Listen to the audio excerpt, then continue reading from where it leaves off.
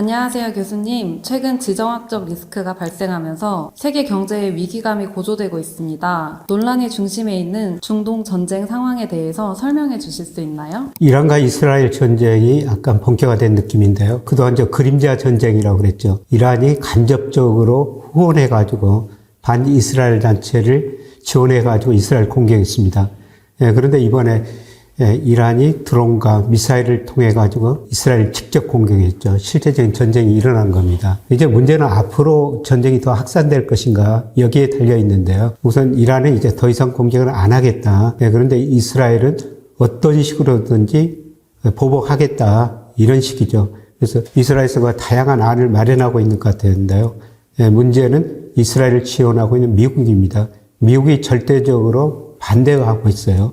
중동전이 확산되면은 국제유가가 급등하고 미국 대통령 선거가 오래 있는데요.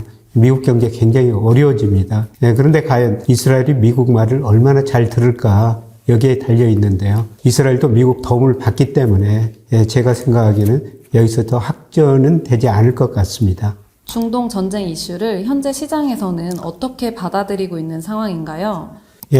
특히 미국 시장에서 국채금리, 시장금리가 급등했고요. 그러니까 달러가 강세되고 주가도 하락했죠. 금값은 올랐는데요. 이게 국채금리가 급등한 이유는 두 가지 측면을 살펴보겠습니다.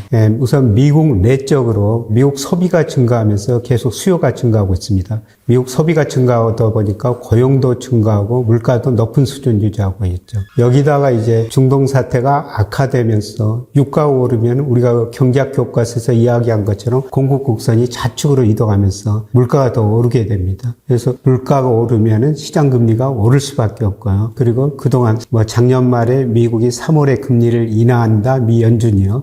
또 6월에 인하한다 그랬는데 최근 고용이 좋고 물가 상승률이 높기 때문에 그 시점이 9월로 계속 미뤄지고 있고요. 일부에서는 물가가 안 잡힐 것이다. 그래서 오히려 금리를 인상할 수도 있다. 이런 전망도 나오고 있습니다.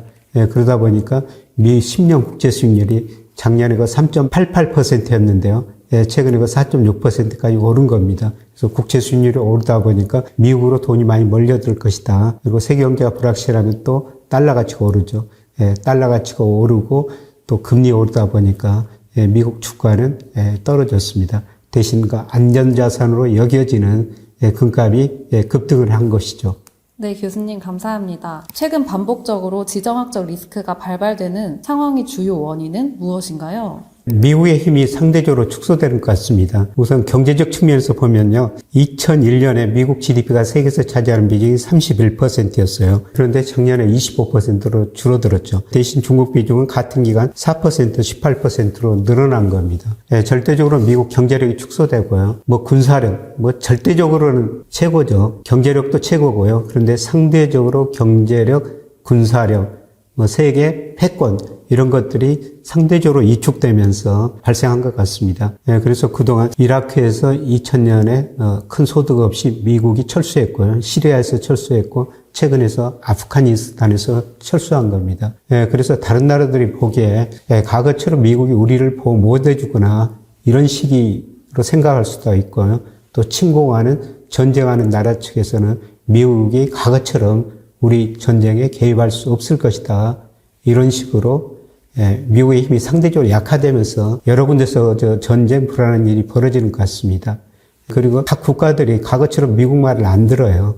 예를 들어서 85년 9월에 미국이 사우디한테 가가지고 원유 좀 생산 늘리라. 미국 경제가 오르니까요. 그때 사우디가 원유 생산을 늘렸었죠.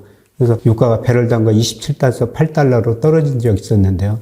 그런데 지난번에 미국 중간 선거를 앞두고 바이든 대통령이 사우디 가서 원유 좀 생산 늘려라 이렇게 요구를 했는데요.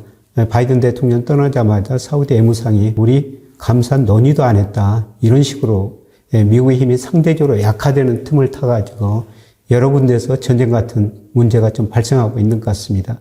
가장 우려되는 거는 이런 미국의 상대적인 힘의 약화를 노려가지고 중국이 대만을 공격할 수도 있다. 이런 극단적인 시나리오가 나오고 있는데요.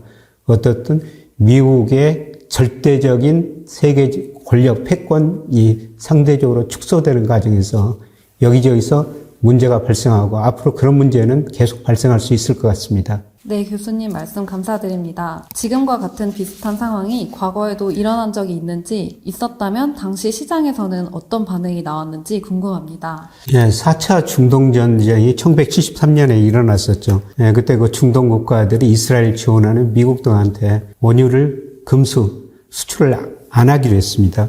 예, 그래서 그때 유가가 급등했죠.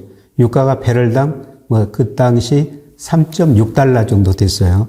예, 그런데 그 다음에 11달러로 거의 그 3배 이상 올라버립니다. 유가가 이렇게 오르다 보니까 물가가 급등했죠.